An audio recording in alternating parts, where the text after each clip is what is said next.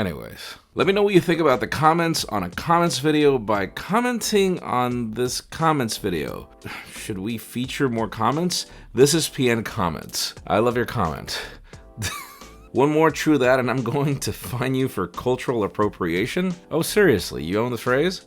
My life, so you're telling me Gorilla Glass aren't made of gorillas? Oh man, it's amazing what people do with keyboards these days. Hey, how many comments have you read? Jaime, yes. You know, I still do not understand that joke. Fine, blonde moment. That's right, it's that time of the week. I'm Jaime Rivera, this is Pocketnow, and this is the Pocketnow Daily Recap, your comments for last week.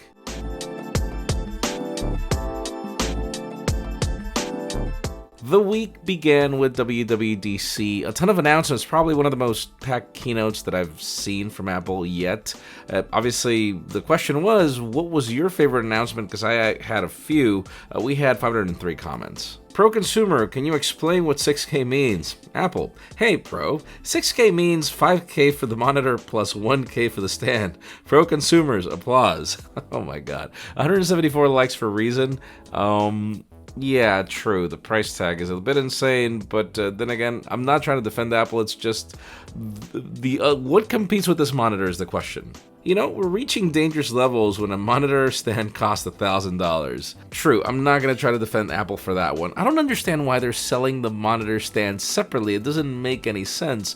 Just charge $500 more for the monitor and just call it a day. I mean, like seriously. The iPad software changes. Well done, Apple, as far as this goes. Sure, it didn't bring everything I wanted, but it's a huge step towards the right direction. Oh my god, dude, you have no idea how much I've used iPads with that whole concept that I would one day love to leave my apartment without a computer.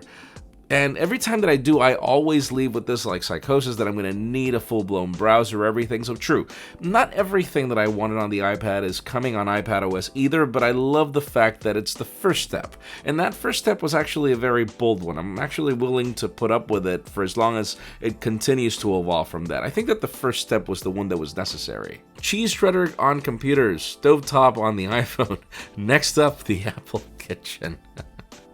All right, man, fine. That was probably the best joke. Like, seriously, design-wise, I don't know what Apple is trying here, but let's just hope that the whole cheese shredder design actually serves the purpose of actually it being this hugely powerful computer, because that's what these holes were for. Then on Tuesday, the Huawei topic got really interesting, particularly because the United States is already applying pressure to countries like Germany, where it's like, oh, if you don't want to join the blacklist ban, then we are going to not brief you anymore on our security information, which is a weird way to focus and you know, just force countries to do what the United States wants. I asked Shumi, what do you think? Because I thought countries were sovereign nations. We had 1,179 comments. Thanks a lot, guys. I am still waiting for the US to show proof of Huawei being a security risk. Yes, exactly. This is not the first time that the US government is doing things like this where they don't have proof. Fine, probably they can't show us proof. It's just, you know, democracy is a little more complicated. I'm from Germany, and I definitely think that every country should decide for themselves who they trust. Other countries can give advice from their experience, but should not pressure them. Exactly. Every country should be a sovereign nation, and here's the thing. I mean, I believe that every country's got their own intelligence, they've got their own reasons, they've got their own negotiations, and it's just... yeah, I mean, why should one country pressure the others? The USA doesn't want Huawei 5G because they, the United States, won't have a backdoor to spy on everybody. True. That's, guys, and even that speaker that's back there as well. I should also disconnect it.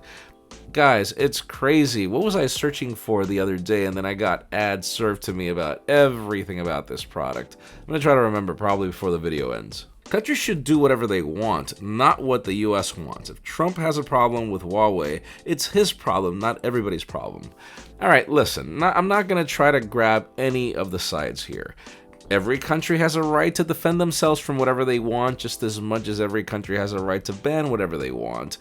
Just as much as whenever a country claims freedom, it should also be the other way around.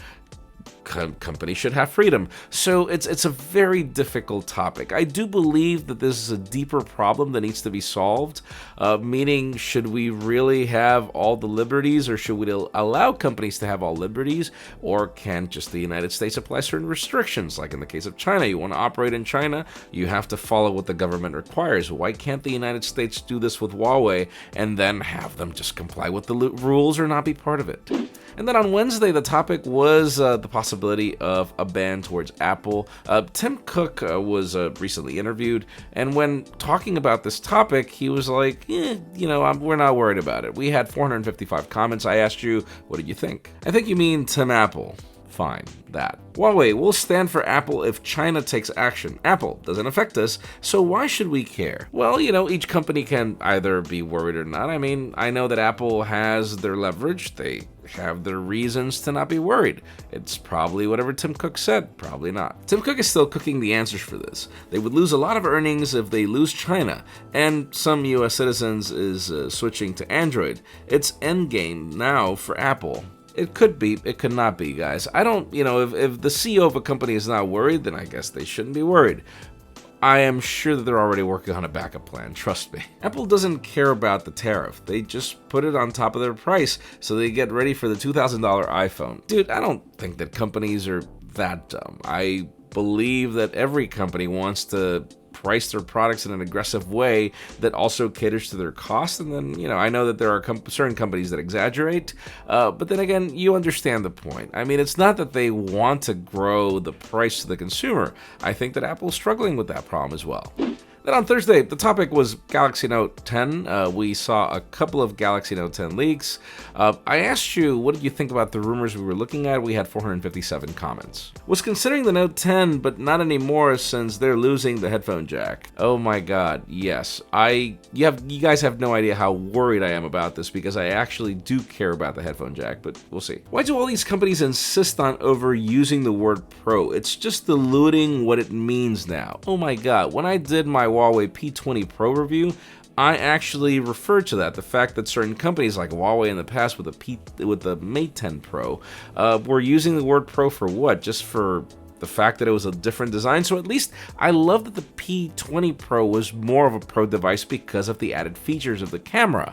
The question is, what is the Note going to bring? And if anything, I would actually call the Note, the original Note, the Pro, because the stylus actually provides certain functionality that other phones don't allow and provide some Pro features. So, it's kind of a hard one, but I get your point. I do feel that the word should not be overused. They better hurry up with the Note 10 Pro so that I can buy me a refurbished Note 8.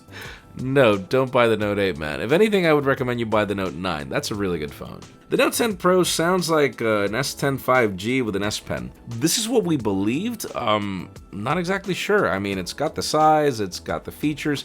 I'm assuming that this Pro variant is going to bring 5G. I had some opportunity to play with the 5G variant recently in Chicago, and guys, I can't even begin to tell you how much this phone feels like a Galaxy Note in absolutely every way, so true that. And then finally, Friday, we had an official announcement for Stadia. Google told us everything we should expect about this product. I'm looking forward to it, but I asked you guys what you think. We had some really great comments, 398 to be exact. $10 a month? I'll pass. I'm saving money to buy the Pro stand. Alright. Yeah, I get it. I hope Stadia isn't a side job from Google and ends up like this, like Google Plus or Google Duo. True that. It's a big problem because if you get the regular pass where you can buy every single game for a specific price, think about it. What happens if you buy a game like buying Kindle books right now and then not being able to access them 10 years from now? That's not what happens with physical games, which is something that Google really needs to prove that they can take serious. Stadia, no thank you. I'm happy with my physical games. It's interesting but true. I know that a lot of people prefer that. It's funny, but on my Nintendo Switch, I actually prefer, well, it's not streaming, you download the games and then they're on your Switch. It's just more convenient, but true streaming makes the challenge a little bit more complicated. Stadia, $60 for a game that you can only stream. No thank you. You know, this is an awesome comment. It's not until I read your comment that I was like, true, how would I play my games if I'm on a plane? Which is one of the main reasons why I don't mind paying $60 for games for the Nintendo Switch, because I have the versatility of being able to use them everywhere. I actually forgive Nintendo for charging a little more money for the convenience of the console, which I don't find the same way with games like from the PS4, for example. This is my opinion, obviously, but thank you for your comment. You make an incredible point. I wonder how Google is going to handle that. I hope that they come up with like a Spotify approach where you can download the game and keep it on your, I don't know, laptop or whatever for a month and then have to sync. I think that would probably be the best solution. That's it for the Pocketnow Daily Recap. Thank you so much for watching. If you want your comments to be featured, keep them short, stick to the point, and try to get some thumbs up. It makes it easier to spot them. You can also follow us on social media and subscribe to both our channels, English and Spanish, for more videos like this one. Also, follow me on Instagram. I've got some weird photos there as well. Please give this video a thumbs up if you like what you saw. I'm Jaime Rivera. Thanks so much for watching. We'll see you on the next one.